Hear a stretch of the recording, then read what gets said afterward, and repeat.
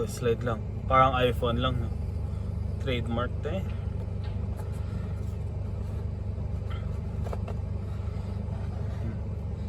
Mabango.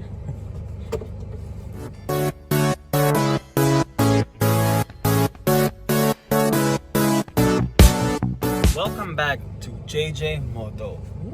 It's been a while. If you have been following me for the past few months, I've only been doing raw videos.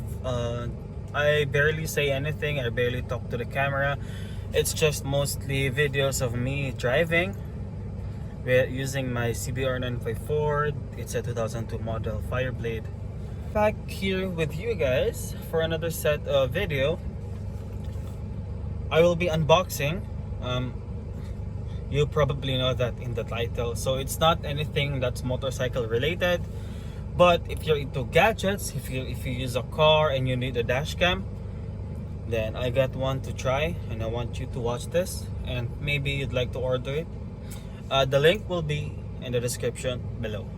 So without further ado, I have ordered this from Shopee. Again, the link will be in the description, and it's delivered by JNT. Very quick, despite the issues, the coronavirus, the issue na pinagtatapon yung mga So the reason, if you guys have noticed, nasa sasakyan ako, I found it much better, not really much, I found it better na dito ako mag-video, at the same time i-install ko siya dito sa mismong sasakyan namin.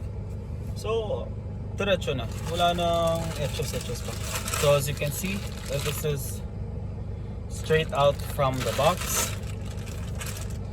Pala, this is the Xiaomi, the title, the unit model will be the title naman. So this will be the first time that I'm seeing this out of the package. So it's I bought it from a user named Romos Powerbank. That's the name of the seller. So out the box we go. Then first things first, ang mapapansin nyo is the so far wala namang damage, no? Naka-bubble wrap siya eh. Let's try opening it now. I will use my hands lang kasi hindi naman ganun kakapal yung product. Okay, so ito siya. This is the 70 Mai. Ay, hindi pa ito Xiaomi. Sorry, hindi pala ito Xiaomi. It's the 70 Mai Dashcam Smart Dashcam Pro. So kita mo naman, it's designed to be like hidden.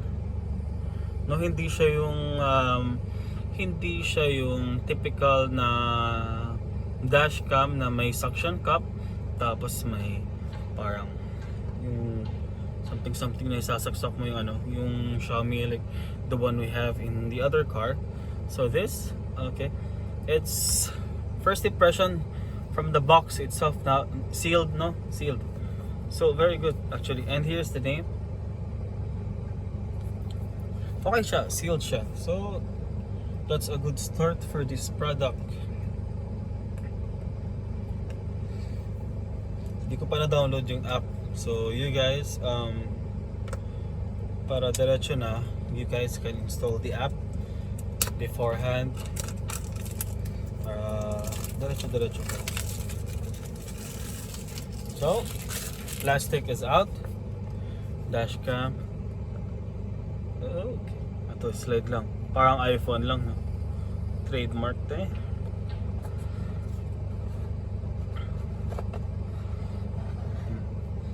Mabango. So, okay, ito siya. Napaka solid tignan, no? Here's another angle. Very, very solid. I like it. First impressions ko talaga is maganda. So single cam lang to. There's the camera. I think you can, yes, you can there adjust it. So it's fairly wide. I think it's 140 degrees. So yung mounting niya is ito. And then the mount is here. Adhesive siya. Okay, okay. So much more secure na. I'll give you guys a close-up of the camera itself. For sure, mas maraming mga videos sa online regarding this item. Pero I will do my best to give you as much info as possible. Hindi siya nagpa-focus.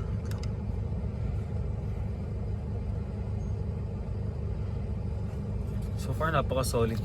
Let's check up front. This is what you normally see. Okay, so this is an unboxing video. No, unboxing and installation. And then later on, I will show you guys a review of what it is really on the road. Pero ngayon, unboxing muna to.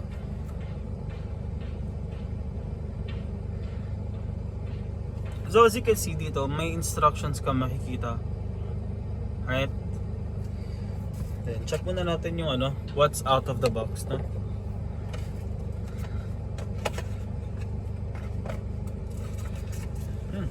Okay, so I remove this, and we now have I think it's a manual. Buksan muna natin. Clearly, no, brand new siya because it's mapapansin mo kung kung na-tamper talaga tong portion na to. So what we can see here is the the purpose of this film is you place this on your windshield first. Didikit mo siya, and then you put the adhesive, and then that's when you, hindi ko alam bakit nila ginawa, but they know best. Dito nakalagay sa, I think it's a small manual, there is a box contents. So para makita mo talaga kung anong laman, anong binili mo, no?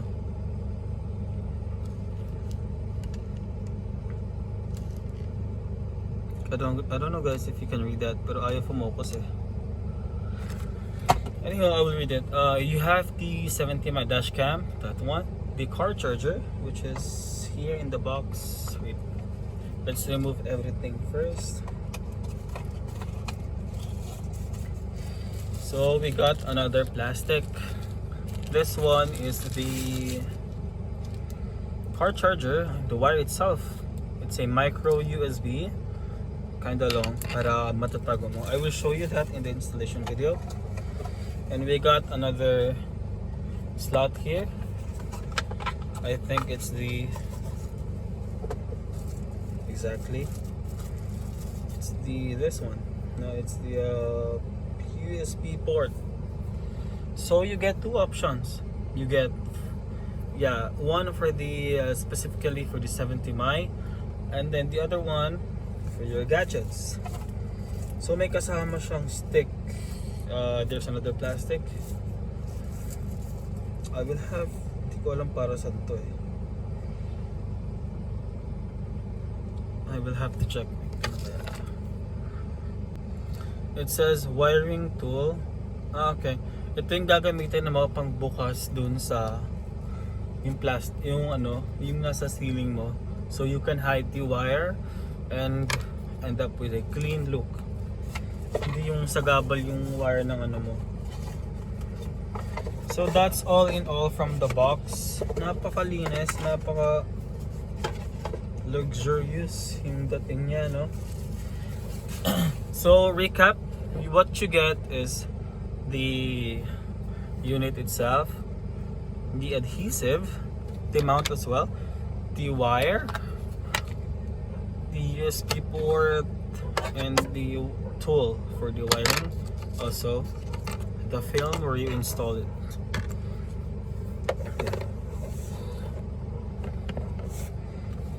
So far yun lang naman. So now install ko muna yung app, and I will be back with you guys for the installation video. Alright?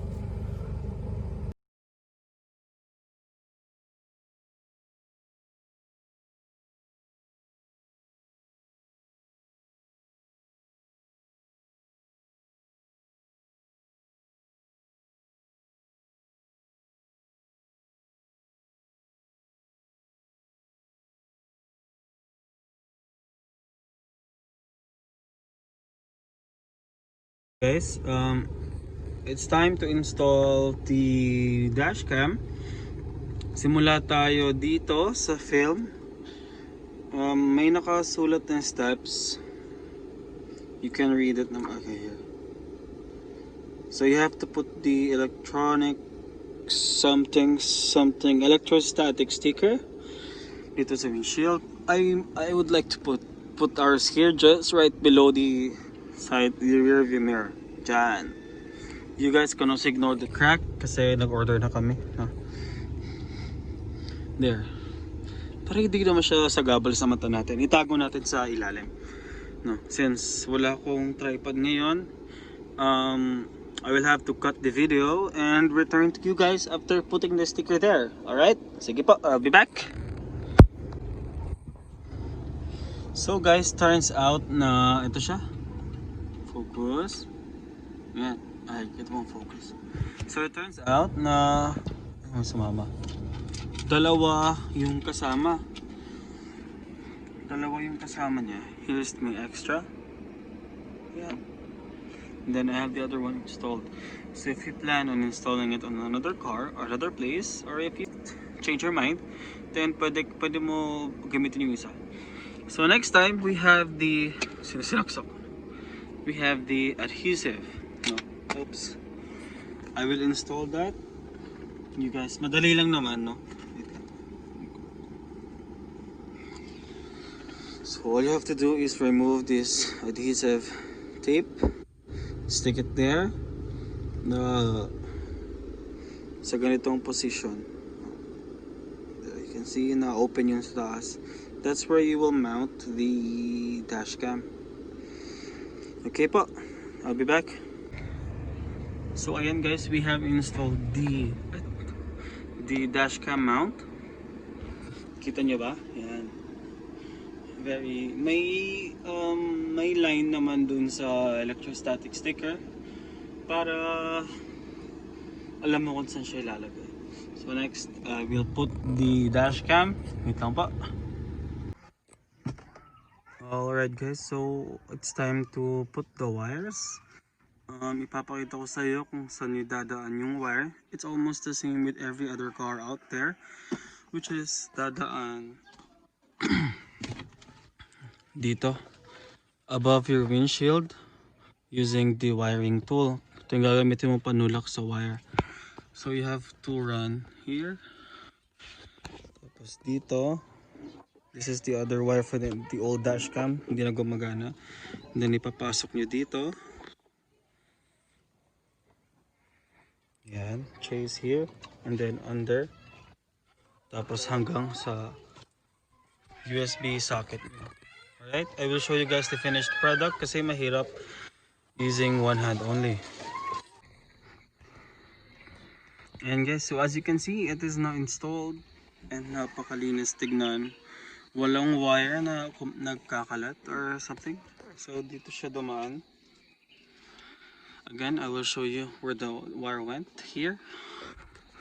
And then ito tinatago siya dito sa upper part ng windshield. Tapos, wait here. This is the old wire, ignore this. Ito siya, dumaan dito.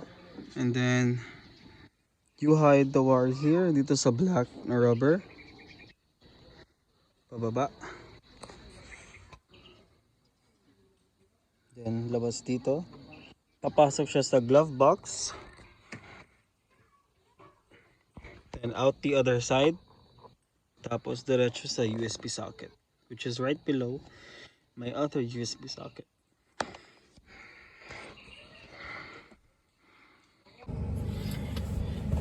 So guys, it's a wrap. It's getting darker by the minute now. So apologies for this very low lighting. And I'd like to thank you for watching this quick unboxing and installation video. Next video will be, oops, sorry. Again, let's do it. So the next video will be the review and let's talk about the features of the dashcam. So ngayon itatry ko muna its quality and then I'll give you guys a short review. Again, the features as well. So This is JGMoto. Thank you for watching, and if you're into this, you may share this to your friends, or if you'd like to buy the dash cam, the link will be in the description below. Thank you guys, and God bless.